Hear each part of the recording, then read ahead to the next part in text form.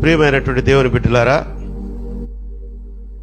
ఈ శుక్రవారపు ఆరాధనకు ప్రత్యక్షంగా ఈ ఆరాధనలో పాలు పంచుకోవాలన్న ఆశతో దేవుని సన్నిధికి వచ్చిన మీ అందరికీ మన ప్రభువును ప్రియరక్షకుడైన యేసుక్రీస్తు వారి నామములో అందరికీ వందనాలు, అందరికీ శుభాలు తెలియజేస్తున్నాను. తల్లి, ఇప్పటి వరకు పాటల ద్వారా దేవుణ్ణి మహింపరుచుకున్నాం, విజ్ఞాపన ప్రార్థనలు చేశాం.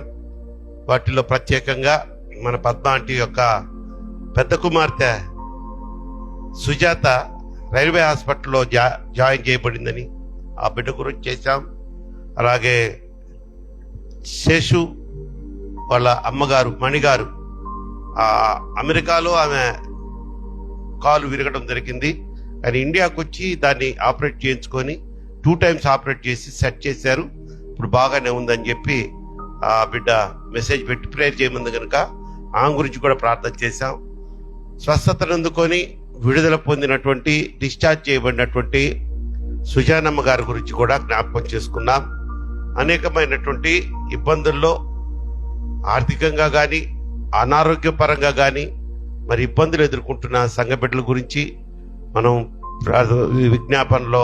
విజ్ఞాపన ప్రార్థనలో ఆయన వేడుకున్నాం. ముఖ్యంగా ఇందిరా ఆంటీకి అతి త్వరలో ఆ మోకాలు ఆపరేషన్ జరగబోతూ ఉండగా మంచి డాక్టర్ని గైడ్ చేయమన్నాం, మంచి హాస్పిటల్ని గైడ్ చేయమన్నాం. అలాగే ఆయన చేశారు. కొన్ని కారణాల వల్ల కొన్ని అనుకున్నవి జరగలేదు. దేవుని చిత్తం.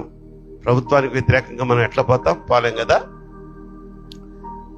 కనుక మేబీ త్వరలోనే ఆ బిడ్డకు ఆ మోకాల ఆపరేషను డేట్ ఫిక్స్ అవుతుంది కనుక ఇక ఆపరేషన్ సక్సెస్ఫుల్గా జరగాలని, ఆ బిడ్డకి ధైర్యాన్ని ఇచ్చే విధంగా ప్రభు కృప చూపించాలని ప్రార్థనలో కూడా మనం జ్ఞాపకం చేసుకుందాం.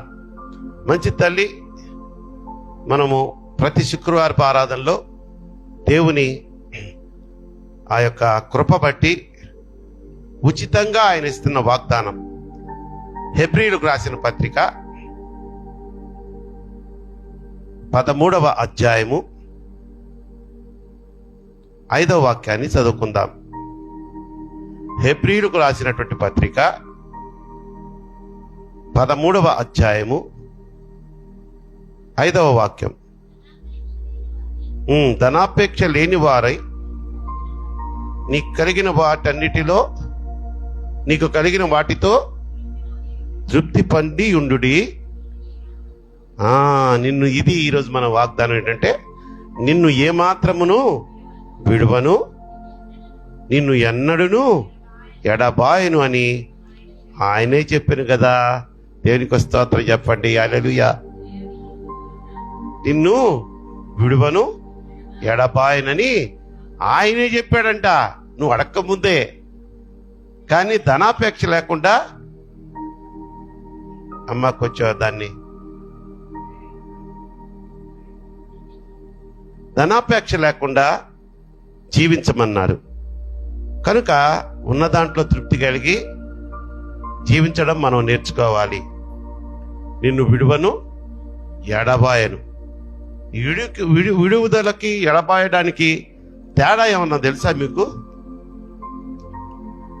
విడవడం అంటే విడిచి పెట్టడం, ఎడబాయడం అంటే శాశ్వతంగా దూరం అయిపోవడం. మన బిడ్డ ఇంట్లో ఉన్నాడు, వాడిని విడిచి చర్చికి వచ్చాను, విడిచి ఇంటికి వచ్చి మళ్ళీ పోతావు. ఎడబాయడం అంటే ఇకలే, ఎందుకంటే ఇక శాశ్వతంగా దూరం అయిపోయాడు. కానీ నిన్ను ఎప్పుడు నేను దూరం అవ్వను, నిన్ను దూరపరచుకోను అని దేవుని వాగ్దానం. ఈరోజు ప్రేమైన దేవుని బిడ్డలారా, ఆన్లైన్లో మాతో పాటు బెన్నీ ట్రయ్యా, అది చూడు, లెన్స్కి అడ్డం పడతా ఉంది గ్రీన్ వైర్. పడుతుంది, నాకు కనిపిస్తుంటే నువ్వు లేదంటావేంటి? అది కాదు,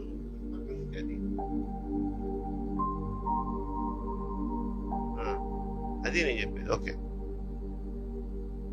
ఈరోజు మనకి జీవితంలో ఎన్నో ప్రతికూలమైన పరిస్థితులు, ఇందాక నేను చెప్పినట్లుగా ఆర్థిక పరమైన ప్రతికూల పరిస్థితుల, అనారోగ్యమైన ప్రతికూల పరిస్థితుల, కుటుంబంలో భార్య ద్వారా ప్రతికూలమా, భర్త ద్వారా ప్రతికూలమా, భార్యాభర్తలకు బిడ్డల ద్వారా ప్రతికూల పరిస్థితుల, లేకపోతే ఉద్యోగస్తులకి హయ్యర్ అఫీషియల్స్ ద్వారా ఏమన్నా ప్రతికూల పరిస్థితుల? ప్రతికూల పరిస్థితి లేని మనిషి అంటూ ఈరోజు ఒక్కడు కూడా లేడు. వాడు ఎంత ధనవంతుడైనా, ఎంత పేదవాడైనా. నేను అడిగితే పేదవాడికే ఎక్కువ ప్రతికూల పరిస్థితులు ఉండవేమో. ఉన్న దాంట్లోనే ఆనందంగా ఆ చెట్టు కింద బతికేస్తారమ్మా. చెట్టు కింద ఎంత హ్యాపీగా బతుకుతుంటారు తెలుసా. ఇలా వాళ్ళ పక్క నుంచి వెళ్తుంటే గుమ గుమ వాసనలు కొడుతుంటాయి. తగ్గడం వల్ల వాడు అక్కడ కష్టపడతాడు, వెళ్ళిపోతాడు. భార్యని కష్టపెట్టడు, పిల్లల్ని ఆ చెట్టు కింద పిల్లల్ని కూడా గారేస్తారు.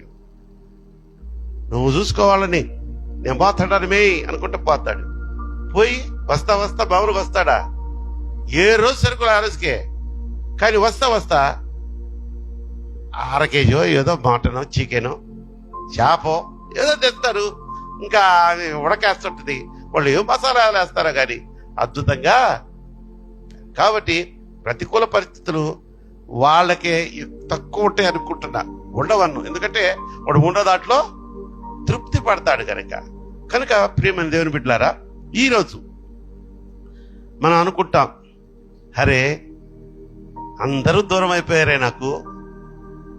నా అనుకున్న వారు, నా దగ్గర డబ్బులు, నా దగ్గర హోదా, నా దగ్గర ఒక అధికారము, ఒక స్థోమత ఉన్నప్పుడు ఉన్న వారందరూ ఈరోజు నాకు దూరం అయిపోయారే, విడిచిపెట్టి వెళ్ళిపోయారే. అంటే విడిచారు, ఎడబాసారే అని కూడా అనుకోవచ్చు. కానీ ఇక్కడ మన దేవుడు అంటున్నారు, ఏమన్నారు అక్కడ? నిన్ను విడువను, నిన్ను ఏ మాత్రము అంటున్నాడు. నిన్ను విడువను, నిన్ను ఎడబాయను అంటలా, నిన్ను ఏ మాత్రమును విడువను, ఎడబాయను అని ఆయనే చెప్పాను కదా. ఇక నీకు నాకు చింతేలా, నాకు భీతి ఏలా, నీవు నా తోడు ఉన్నావయ్యా.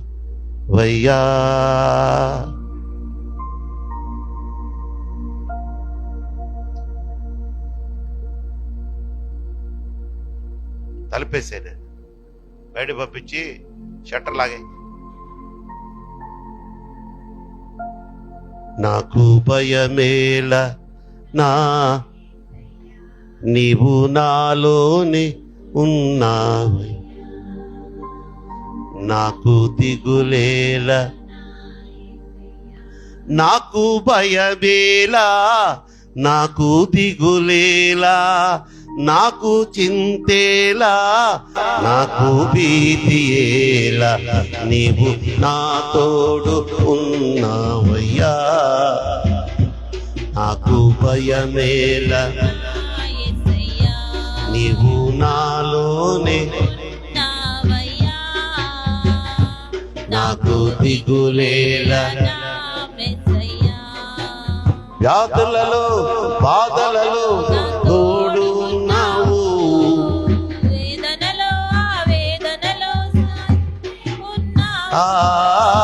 బాధులలో బాధలలో నా తోడు ఉన్నావు, వేదనలో చంతే ఉన్నావు, అడిగిన వారి ఇచ్చేవాడవు, వెతికిన వారి దొరికేవాడవు, అడిగిన వారికి ఇచ్చేవాడవు, వెతికిన వారి దొరికేవాడవు, తట్టిన వారికి తలుపులు తీసే దేవుడవు, తట్టిన వారికి తలుపులు తీసే దేవుడవు. దేవా దేవా నీకే స్తోత్రం, దేవా దేవా నీకే స్తోత్రం, దేవా దేవా నీకే స్తోత్రం, దేవా దేవా నీకే స్తోత్రం. నీవు నా తోడు, నాకు భయమేల, నీవు నాలోనే ఉన్నావయ్యా, నాకు దిగులేల, నా మెస్సయ్యా, నాకు భయమేల, నా యేసయ్యా, నాకు చింతేల. నా యేసయ్యా. హల్లెలూయా. ఇప్పుడు తోలే ఆయన తన స్వరక్తాన్ని ఇచ్చి పట్టుకో, దాని గురించి పట్టించుకోబాగండి. అందరు ఇటు చూడండి, కమ్ దిస్ సైడ్, నా సైడ్ చూడండి.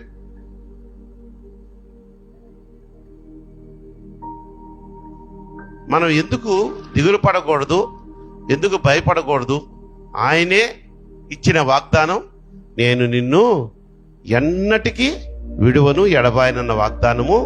ఎందుకంటే మనం ఎందుకు ధైర్యంగా ఉండాలంటే ఆయన స్వరక్తాన్ని మనకిచ్చి మనని కొనుక్కున్నాడు ఆయన.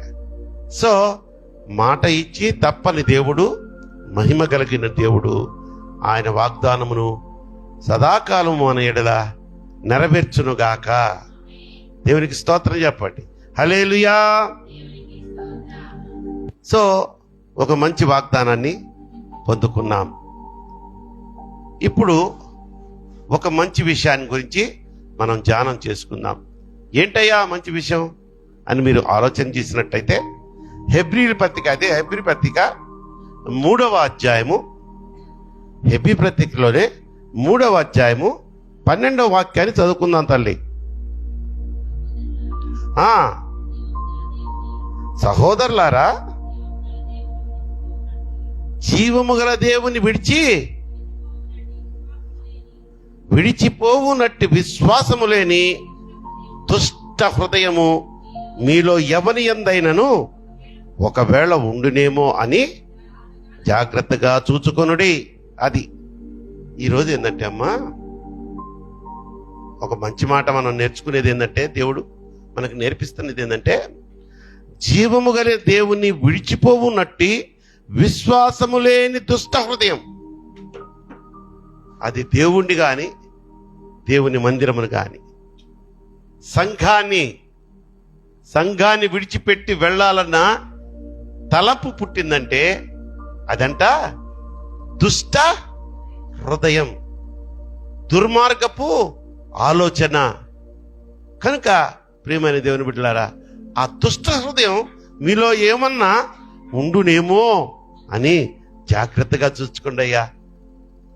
బిడ్డలారా, జాగ్రత్తగా ఉండయ్యా అని పౌలు భక్తుడు హెబ్రీలకు రాసినటువంటి ఆ పత్రికలో హెచ్చరిస్తూ, దైవాత్మ పూర్ణుడై ఆత్మతో నడిపింపబడిన వాడై ఈ మంచి మాట ఆ రోజు వారికి రాశాడు. ఈరోజు దేవుడు నా ద్వారా మనందరికీ తెలియజేస్తున్నాడు. లేరంటారా ఈ రోజుల్లో? చిన్న విషయం, కొద్ది విషయానికి దేవుణ్ణి వదిలిపెట్టేస్తాం, సంఘాన్ని వదిలిపెట్టేస్తాం, సహవాసాన్ని వదిలిపెట్టేస్తాం. నేను అనేక మార్లు చెప్పాను, ఇప్పుడు చెప్తున్నాను, ఇది నా మాట. ఏంటి? సంఘాన్ని వదిలిపెడితే ఎవరికి నష్టం? దేవుడికి నష్టం అమ్మా. గ్లోరీ, నువ్వు ఇచ్చే చందాలు రావు, అమ్మో గ్లోరీ వస్తుంది, ఆ ఇచ్చే కానుక పోద్ది అని భయపడిపోతాడా? మానవ మాత్రులైనా మాలాంటి పాస్టర్లు ఉన్నారు చాలా మంది. పాపం వాళ్ళని నేను విమర్శించను, ఎందుకంటే వాళ్ళకి కొంత పోషింపబడేది సంఘం ద్వారానే, వాళ్ళకి ఆ భయం ఉంటుంది. కానీ ధైర్యం, దేవుడు చెప్తున్నాడు, రేయ్ నిన్ను పోషించేది నేనురా, నీ సంఘ బిడ్డలు కాదు, వాళ్ళు ఇచ్చే కానుకలు కాదు, నేను నిన్ను పోషిస్తున్నా. ఈ భూమి మీద ఒక గింజను తినాలన్నా, తినకుండా ఉండాలన్నా అది నా చేతుల్లో ఉంది. కాబట్టి ఈ వ్యర్థమైనటువంటి ఈ అసలు నిన్ను ఏమీ చేయలేనటువంటి ఈ మనుషులకి నువ్వు భయపడొద్దు అంటున్నాడు. కనుక సంఘములో సత్యవాక్యము కానీ, జ్ఞానవాక్యము కానీ, బుద్ధివాక్యం కానీ, జీవవాక్యం కానీ ప్రకటించాలంటే ముందు ఆ సంఘ కాపరికి ఉండవలసింది ఏంటంటే దమ్ము. కొన్ని సంఘాల్లో పాస్టర్ గారిని ఇలా కొంచెం కఠినంగా చెప్తే కొట్టారు వాళ్ళని పట్టుకొని. ఉన్నాయి మెయిన్ లైన్ చర్చెస్. దాంట్లో నంబర్ 1 నాకు తెలిసింది ఆర్సిఎం. ఫాదర్స్ అంటే లెక్క చేయరోళ్ళు. ఫాదర్ అంటే లెక్కే ఉండదు. మనకులాగా 2-3 ఉండరు పెద్దలు. వాళ్ళ పెద్ద పెద్ద సంఘాలు కదా, 15 మంది పెద్దలు. ప్రతివాడు సాయంత్రం అయితే ఎస్సేవాడే చందా. పెద్దలే లెక్క పెట్టాలా. పెద్ద మొత్తాలు వస్తాయి. పెద్ద నోట్లు వస్తానంటే లెక్క పెడితే తొడ కింద దూసేస్తారంట. లేరంటారా అటువంటి పెద్దలు? మీరు చిన్న బిడ్డలు, మీకు తెలియదు. మీరు ఎదిగింది ఇదిగో ఈ నిష్కల్మషమైనటువంటి ఈ సంఘంలో. కొట్టు చప్పట్లు గట్టిగా. మీకు తెలియదు ఇటువంటి కుతంత్రాలు, కానీ మాకు తెలుసు. మేము ఎన్నో సంఘాలు చూసాం, లాస్ట్కి ఇక్కడ స్థిరపడ్డాం.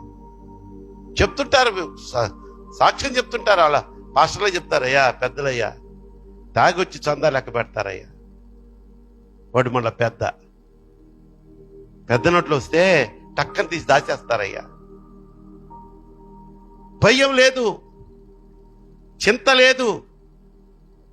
దేవునిది 1 రూపాయి ముడితే దేవుడు ఊరుకుంటాడా అన్న ఆయన ఏం చేయడు.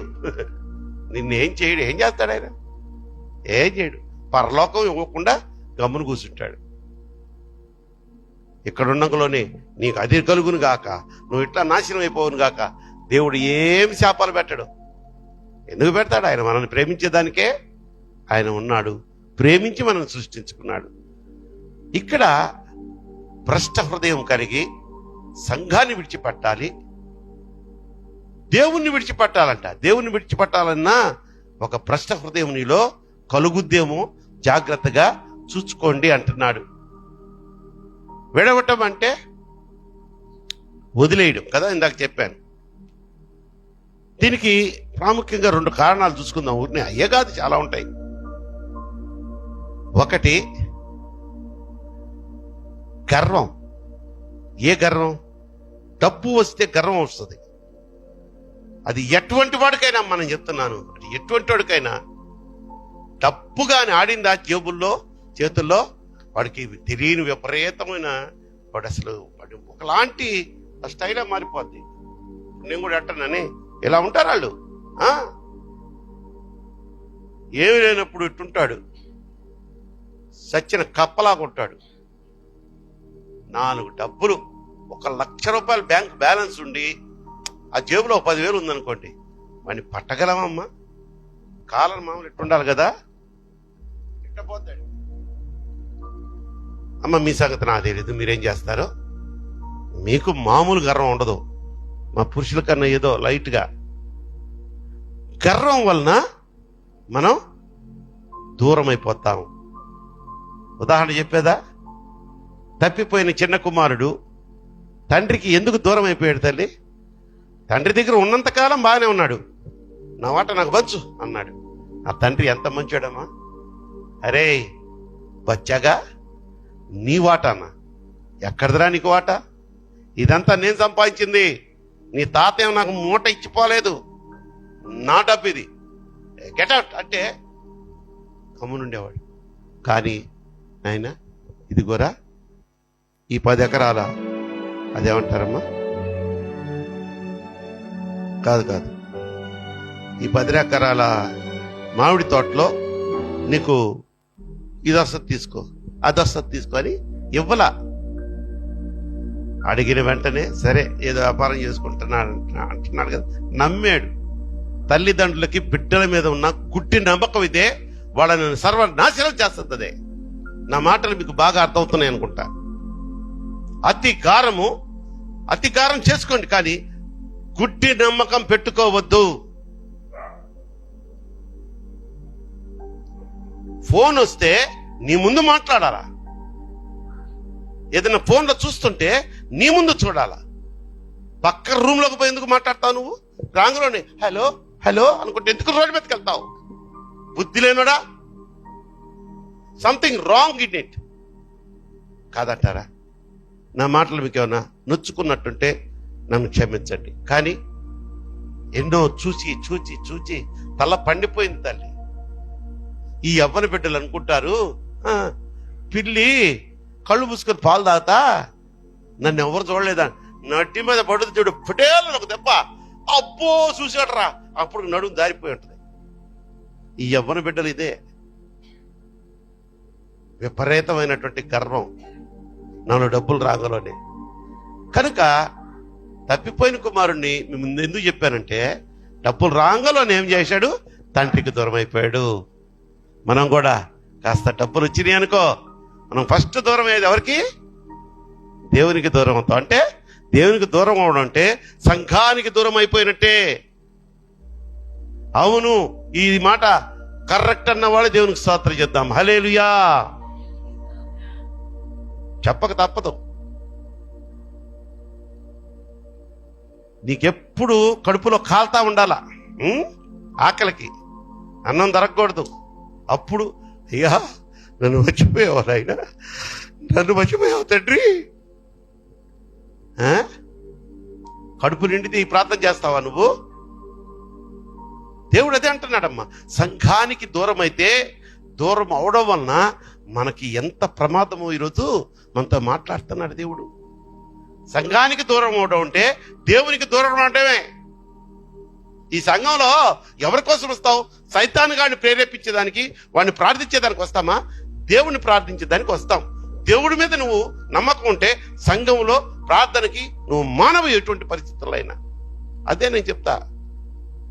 సరే, కొంచెం కష్టమో, నిష్ఠూరమో, కొంచెం ఆలస్యమో, కొంచెం తొందర, వాటి కూడా నేను ఇవ్వాల్సిన వాళ్ళకి ఇచ్చేస్తుంటాను. నేను వడ్డీ ఎప్పుడు మిగుల్చుకోను. నేను త్వరగా రాబోతున్నాను, మీకోసం ఏర్పాటు చేశాను, ఎవరి జీతం వాళ్ళకి ఇస్తానని దేవుడు చెప్పాడు. తారా ప్రకాష్ మాత్రం ఇప్పుడు జీతం అప్పుడే ఇచ్చేస్తా. జీతం కాదులే, ఎప్పుడు హెచ్చరికలు వాళ్ళు అప్పటికి ఇచ్చేస్తా. కనుక దేవుడికి స్తోత్రం, ఆయన దేవుడికి స్తోత్రం చెప్తాం. హల్లెలూయా.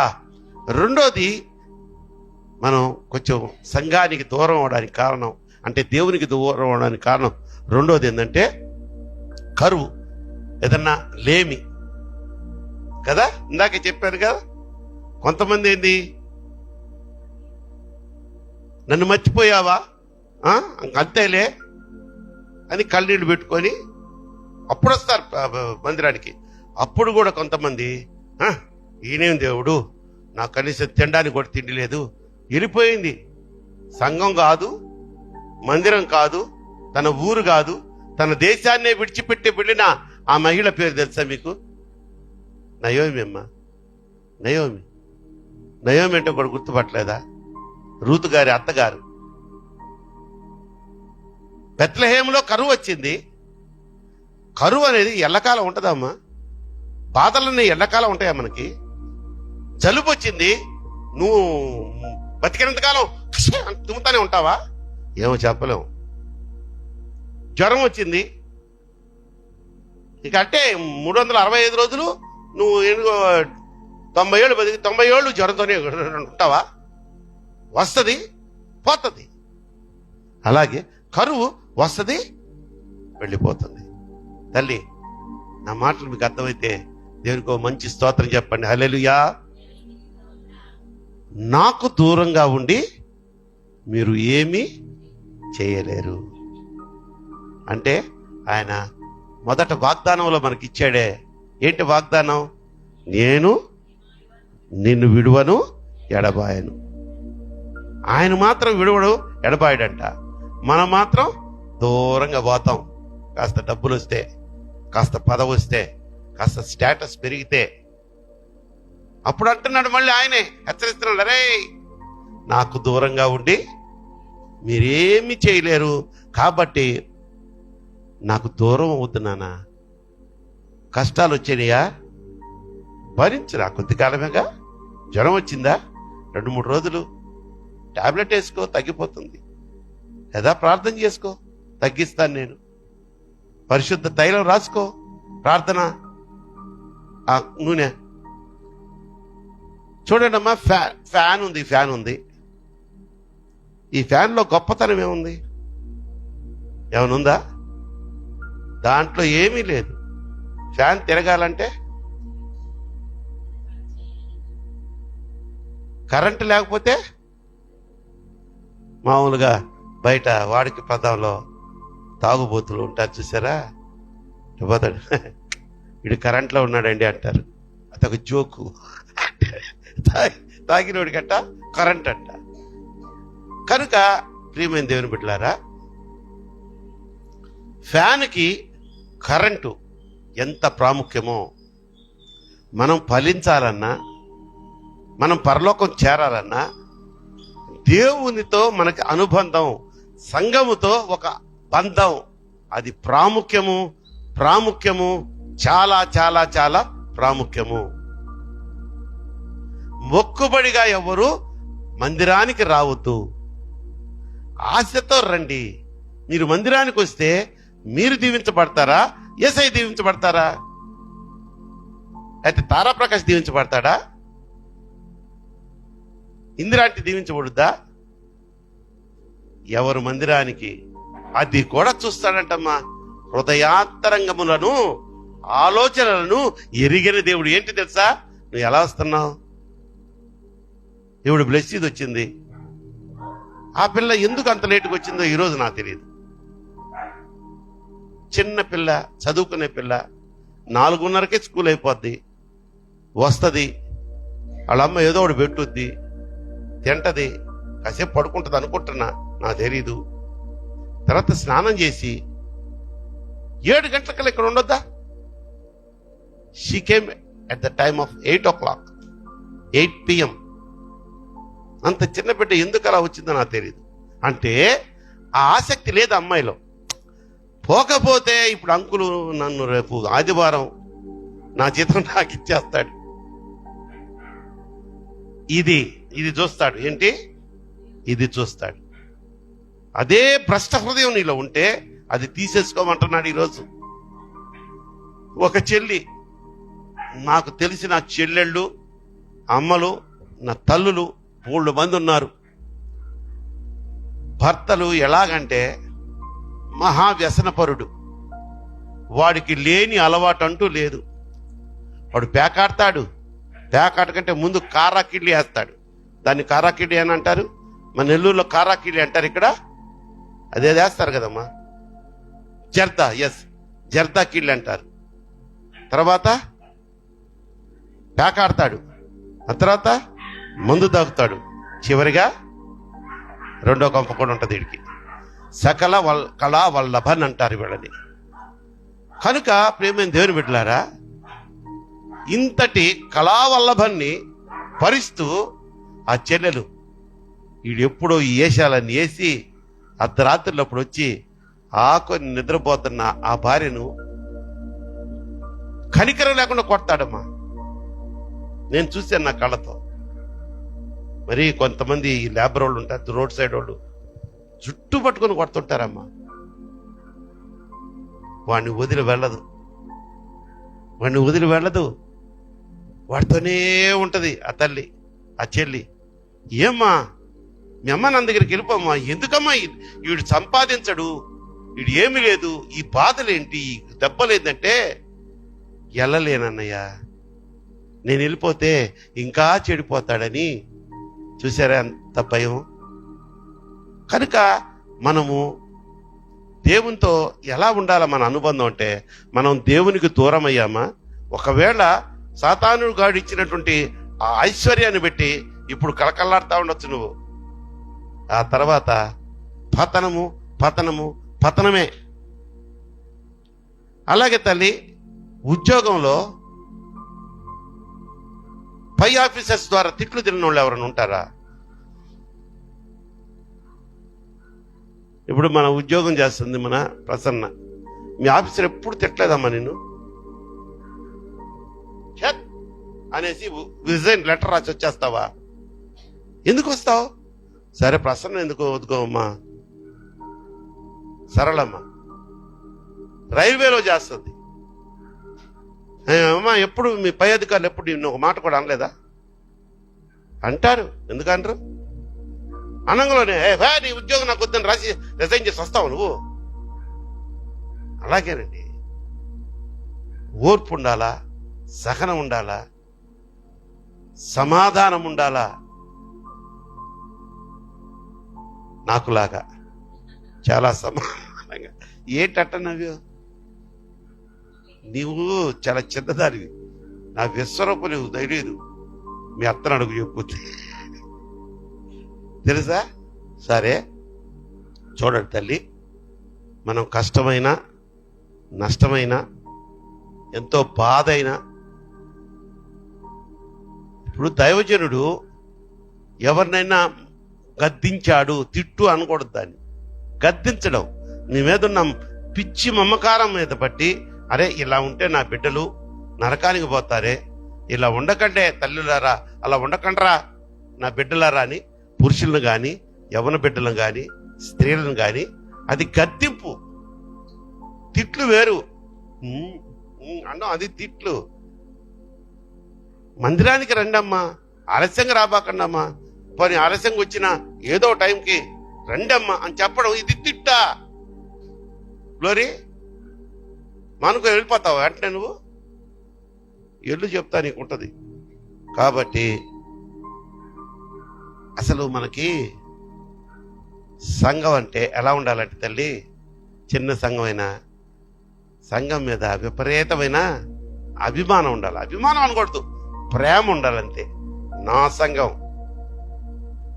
రొమ్మిరుసుకొని చెప్పాలా, ఏ సంఘం నీది? గుడ్. ఏది నీ సంఘం? నిన్ను అడగండిలే. నువ్వు 2 పడవల మీద వేసే వ్యక్తులు మీరు. ఫ్యామిలీ ఫ్యామిలీ అంతే. నీదే సంఘం? నీదే సంఘం? గుడ్. ఏ అమ్మా?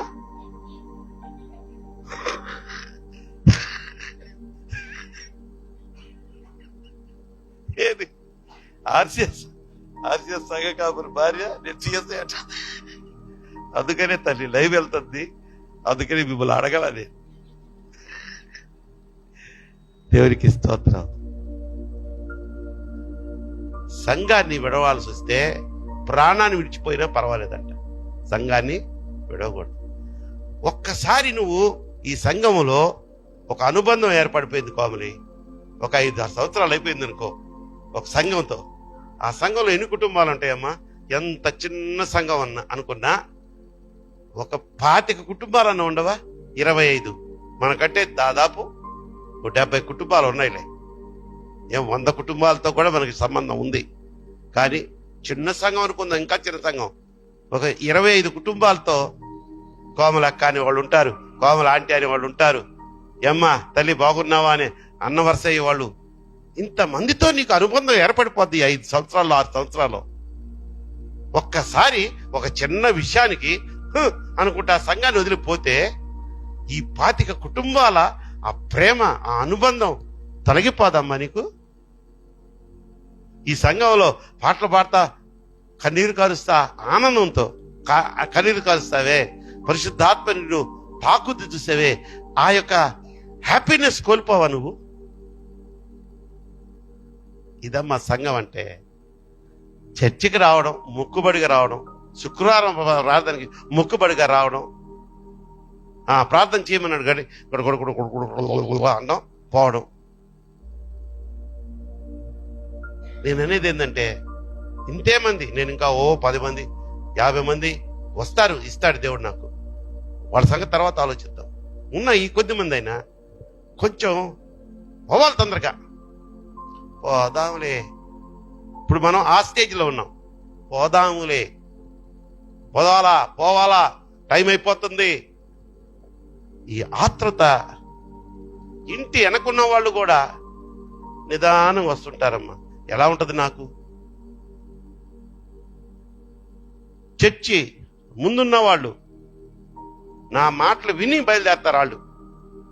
దేవునికి స్తోత్రం, హల్లెలూయా అన్నాను అనుకోండి, అప్పుడు బైబిల్ ఎత్తుకొని వచ్చేస్తుంటారు.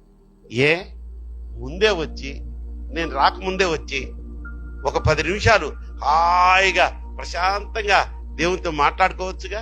సరే మాట్లాడలేవు, ఏదో పాట నేర్చుకుంటా ఉండొచ్చుగా, హమ్ చేసుకుంటా. అసలు మీకు అర్థమవుతుందా నేను ఏ పాయింట్ మీద చెప్తున్నాను? అంశం ఏం తెలుసా మీకు? దేవుని మందిరానికి దూరం అయితే మనకు కలిగే ప్రమాదం గురించి చెప్తున్నా. దేవుని మందిరం అంటే ఎవరు? దేవుడే. మనం చదువుకున్న ఆ వాక్యంలో ఏముంది? సహోదరులారా, జీవము గల దేవుని విడిచిపోవునట్టి విశ్వాసము లేని దుష్ట హృదయము నీలో ఎవని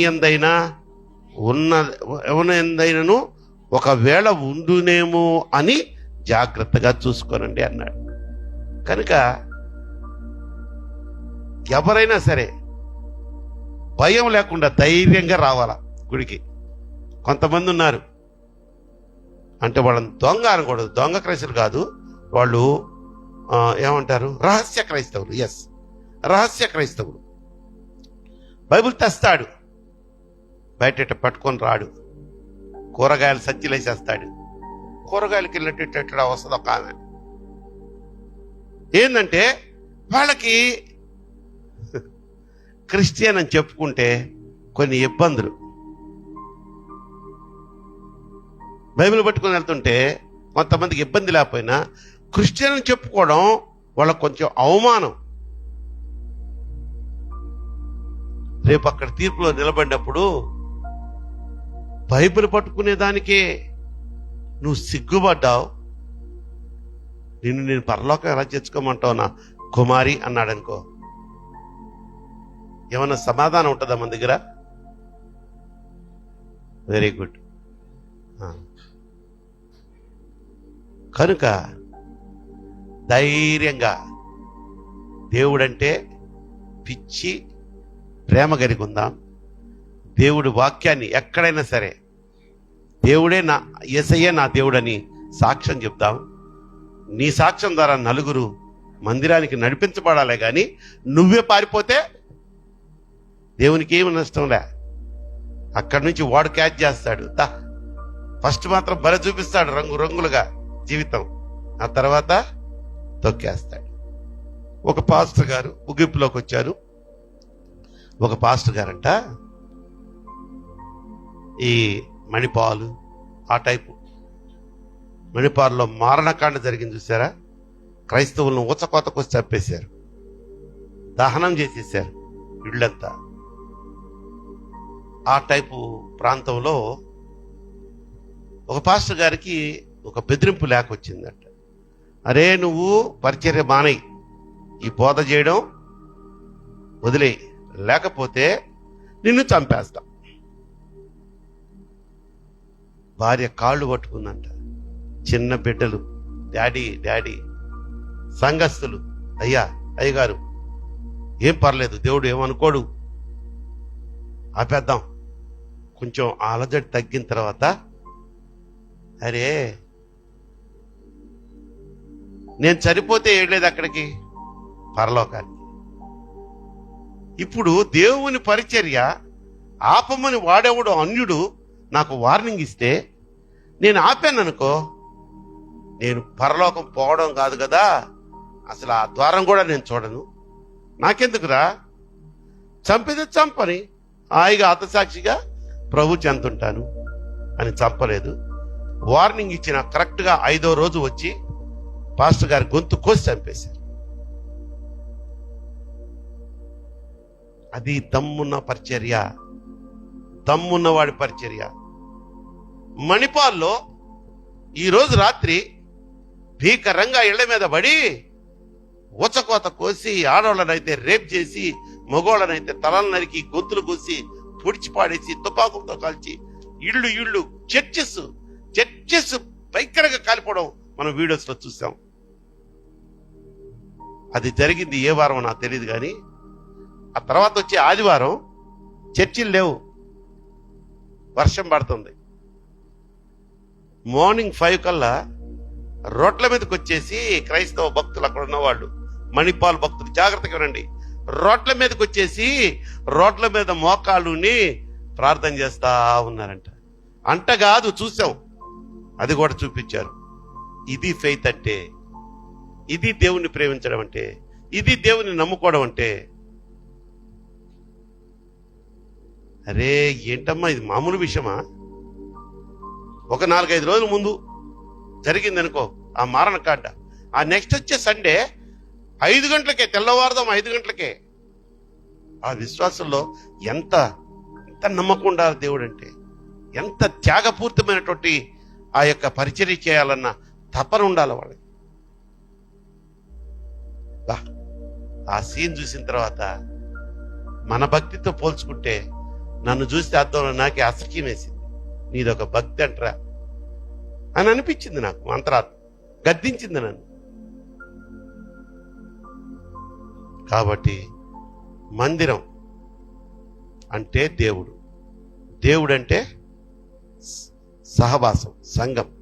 కనుక వీటికి దూరం అవ్వాలని ఎప్పుడు మీరు ప్రయత్నం చేయొద్దు. ఒకవేళ ఎప్పుడైనా నీలో అటువంటి తపన కలిగి ఉంటే మోకరించు, చిన్న ప్రార్థన చేసుకుందాం. ఇప్పుడే అడుగుదాం ప్రభువారిని, అయ్యా చాలాసార్లు నాయన దైవజనుని నోటి నుంచి వచ్చిన ఆ యొక్క బోధ నన్ను గుచ్చి, ఏంటి ఎవరు చేయరా అని ఒకలాంటి నాలో రోషం పుట్టి వచ్చింది.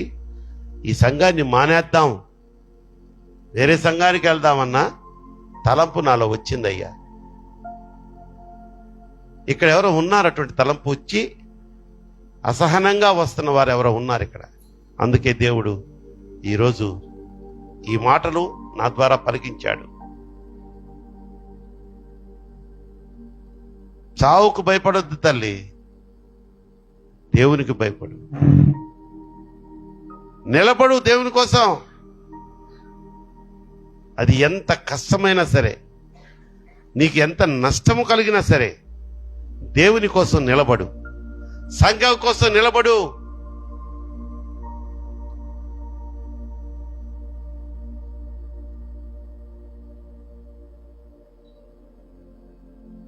నిజమైన విశ్వాసులంటే వాళ్ళం.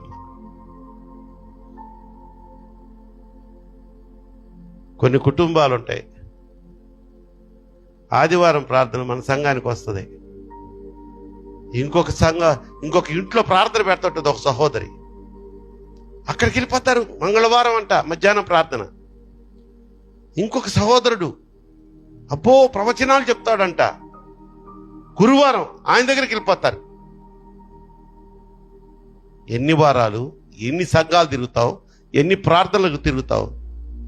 ఎక్కడికి పోయినా కార్యం చేసేది ఇదిగో ఈ నిజమైన యేసయ్యే. ఆ ఒక్కటి గాని నువ్వు తెలుసుకున్నావంటే ఒక సంఘంలో స్థానికంగా నిలబడతావు, నెమ్మదిగా హాయిగా ప్రార్థన చేసుకుంటావు, హాయిగా సంఘంతో పాటు విశ్వాసంలో బలపడతావు, ఆ సంఘంతో పాటే పయనిస్తావు. మన టైం అయిపోయినప్పుడు పరలోకం పోతావు. అంతేగాని ప్రవచనాలు చెప్తుంది ఒక సహోదరని, ఆమె దగ్గరకు పోయావా? చివరికి ఆమెకి నాకు తెలిసింది ఏంటంటే, నేను ఆమెను కామెంట్ చేయట్లేదు కానీ ఆమెకి క్యాన్సర్ వ్యాధి వచ్చి చనిపోయిందంట. మరి ఇదేంటిది?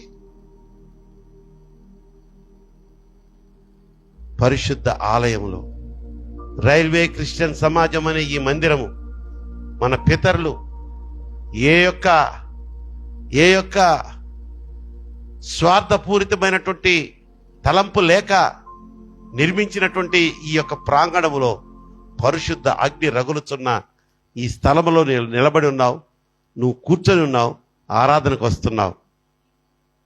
ఈ సంఘాన్ని నమ్ముకో. ఈ సంఘంలో ప్రార్థన చేస్తే నువ్వు మేలులు పొందుకోలేదా? మంగళవారం ఇంట్లో చేసి ఆ ప్రార్థనకు పోతావా? గురువారం ఇంకొక ఆయన దగ్గరికి పోతావా? శనివారం ఇంకొకటి దగ్గరికి పోతావా? ఎన్ని ప్రార్థనలకు తిరుగుతావు? దేవుడు చూస్తా ఉంటాడు. ఏంట్రా ఈ బిడ్డ రంగులు మారుస్తుందేంట్రా అనుకుంటాడు ఆయన. నిజమైన విశ్వాసం కష్టమో నిష్ఠూరమో నిలబడు ఒక సంఘం వైపు. అంటే అక్కడ ఒక దేవుడు, ఆదివారం ప్రార్థనలో ఒక దేవుడు, మంగళవారం ప్రార్థనలో ఒక దేవుడు, గురువారం ప్రార్థనలో ఒక దేవుడు, శుక్రవారం ప్రార్థనలో ఒక దేవుడు ఉంటే మన సహోదరులకు ఉన్నట్టు పొండి. అట్లాగే మీరు కూడా వాళ్ళు ఎవడు పొండి. ఏ ప్రార్థనకి వెళ్ళినా అక్కడ చెప్పేది దేవుని మాటలు, యేసయ్య మాటలు. ఏ ప్రార్థనకు పోయినా కార్యం చేసేది యేసయ్య కదా. ఇది ఆలోచించటం లేదు తల్లి. మనం నాయనా సహోదరులారా జాగ్రత్తగా ఆలోచించండి అయ్యా. ఏ సంఘములో నువ్వు బలపడ్డావు? ఏ సంఘము ప్రార్థన ద్వారా నీ కుటుంబంలో కార్యాలు జరిగాయి? ఏ సంఘములో నువ్వు బాప్తిసం తీసుకున్నావు? ఏ సంఘములో నీకు ఒక గుర్తింపు ఉంది? ఆహా. అందుకనే ఈరోజు సంఘానికి దూరం అయితే దానివల్ల మనకు ఎంత ప్రమాదమో దేవుడు మనతో మాట్లాడారు. ఏం సిగ్గు లేకుండా, ఏం మొహమాటం లేకుండా దేవుడు నీ మాటలు వింటున్నాడు. నువ్వు పెద్దగా అరిచరిచి ప్రార్థన చేయకపోయినా నీ మనసులోనైనా, అయ్యా నిజమేనాయనా, తప్పిపోయాను తండ్రి, తప్పిపోయాను ప్రభువా, క్షమించు నాయన. సంఘానికి ఎప్పుడు వదలను. అరే అరే అరే, ఇంతకాలం భక్తి చేశావు, నువ్వు నేర్చుకునేది ఇదేనా?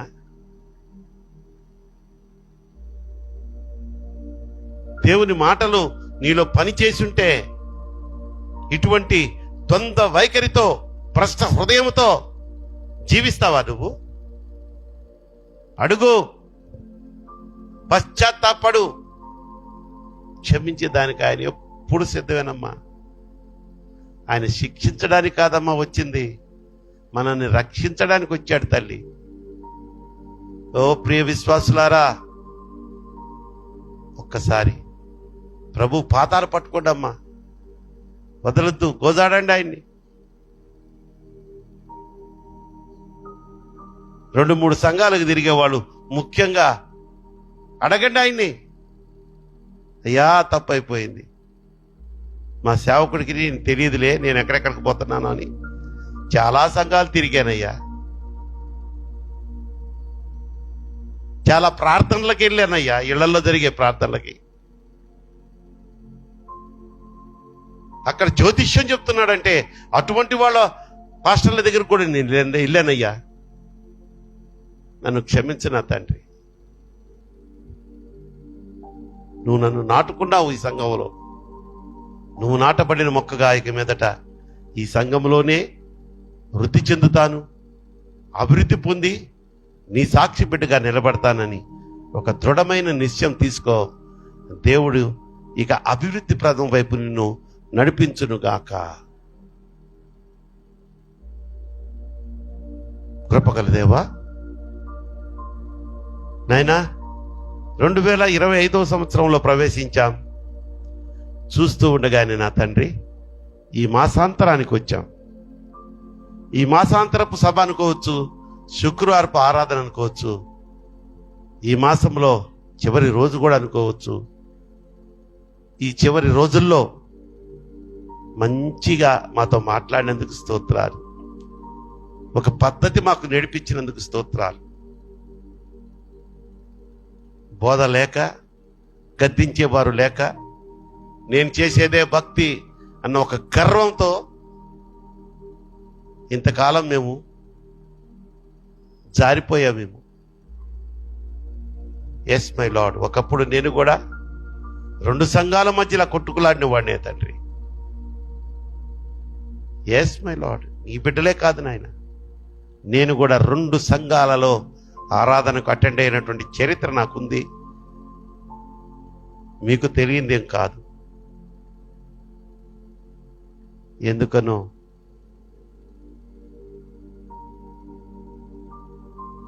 ఈ సంఘానికి నన్ను అంటుకట్టారు. మీతో అంటుకట్టబడేటట్లుగా నన్ను ఆశీర్వదించారు. వృద్ధి పరుస్తున్నందుకు స్తోత్రాలు చెల్లిస్తున్నాను.